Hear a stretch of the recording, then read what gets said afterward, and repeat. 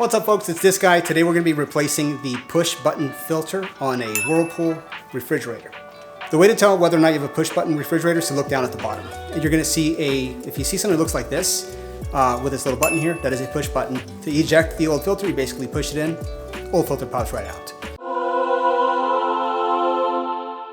There's a cap here, just going to twist it off. So what you want to do now is compare the old filter to the new filter, make sure that you got the right one before you make the swap.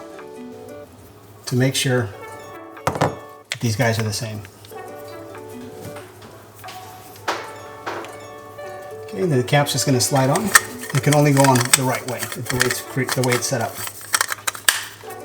There you go. Okay, so now that you have the filter cap installed on the new filter, now it's just a matter of reinserting it.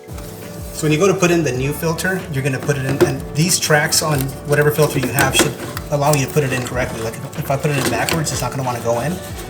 So I'm going to make sure you align it and then just push it in. Just like that.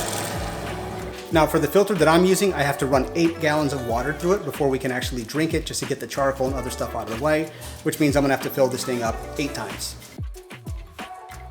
So once you're done with this, I'd also recommend you taking the ice you have in your fridge, storing some of it, dumping the rest out. The first 2 trays of ice that come out, you're gonna have to toss those. Hope this has been helpful. Thanks for watching. I don't know the dance.